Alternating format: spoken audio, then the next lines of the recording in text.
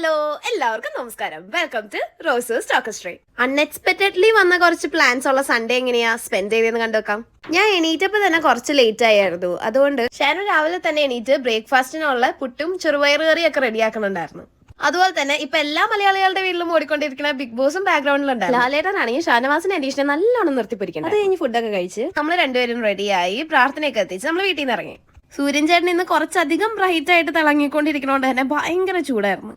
എങ്ങോട്ടാ പോകേണ്ടതെന്ന് പ്രത്യേകിച്ച് പ്ലാനിങ് ഒന്നും ഇല്ലാത്തതുകൊണ്ട് കയറിയോണ്ടാണ് ഞാൻ സ്ഥലം ഒന്നും പറയാഞ്ഞത്. ഓൺ ദ വേ ആണ് നമ്മൾ പ്ലേസ് ഒക്കെ ഡിസൈഡ് ചെയ്യണേ. നമ്മൾ നേരെ പോയത് ദേ ഇവിടേക്കാണ്, പാരഡൈസ് കൺട്രി. ഇവിടെ എന്താ ഉള്ളതെന്നും ഇവിടുത്തെ രസകരമായിട്ടുള്ള വിശേഷങ്ങളും അതെന്താണ് അതിനെ പറ്റിയിട്ടുള്ള ഡീറ്റെയിൽസ് ഒക്കെ ഞാൻ അടുത്ത വ്ളോഗിൽ പറഞ്ഞുതരാം. അത് കഴിഞ്ഞ് നമ്മൾ അവിടുന്ന് പെട്രോളൊക്കെ അടിച്ച് അവിടെ നേരെ നമ്മൾ ബ്രിസ്ബെയിനിലുള്ള സ്റ്റീഫൻ കത്തീഡ്രലിലാണ് പോയത്.